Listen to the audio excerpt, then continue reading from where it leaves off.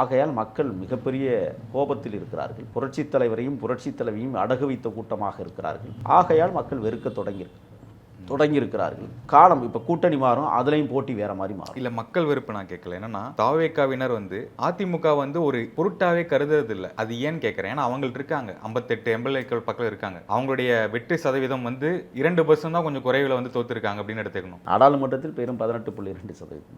33 வாங்கி அதிமுக கரைந்து கொண்டே இருக்கிறது. அது காற்றில் கரைகிறது என்றால் அந்த கட்சியினுடைய நடவடிக்கைகளும் அந்த கட்சியினுடைய பொதுச் செயலாளரும் இன்னும் அவர் மேன்மைப்படவில்லை என்பதை உறுதிப்படுத்துகிறது. அதோடு மட்டுமல்ல, அவர் வைத்திருக்கிற கூட்டணிகள் மிக மோசமான கூட்டணியை உருவாக்கி வைத்திருக்கிறார்கள். எந்த அம்மையார் மோடியை விரட்டுவேன் என்று லேடி சொன்னாரோ அதே கட்சியுடன் கூட்டணி சேர்ந்து இவர்கள் களமாட துடிக்கிறார்கள். மக்கள் வெறுத்து போயிருக்கிறார்கள். ஆகையால் இன்றைக்கு புரட்சித் தலைவரின் வழியில் புரட்சி தளபதி களமிறங்கியிருக்கிறார். அனைத்திந்திய அண்ணா திராவிட முன்னேற்ற கழக தொண்டர்கள் வரிசையாக வரிந்து கட்டிக்கொண்டு தமிழக வெற்றி கழகத்தில் இணைத்துக் கொள்ளுகிறார்கள். அந்த நிகழ்ச்சி மாவட்டம் தோறும் நடந்து கொண்டிருப்பதை உங்கள் கண்களால் பார்த்து கொண்டிருக்கிறீர்கள். ஆகையால் நாங்கள் அமைக்கப் போவதும் புரட்சித் தலைவர் கண்ட கனவைத்தான் நிறைவேற்றுவதற்கு நாங்கள் உத்வேகமாக புறப்பட்டிருக்கிறோம். ஆகையால் அதிமுகவினுடைய வாக்குகளை பெறுகிற இடத்தில் தமிழக வெற்றி கழகம் இருப்பதால் அதை பற்றி எங்களுக்கு பொருட்டே இல்லை.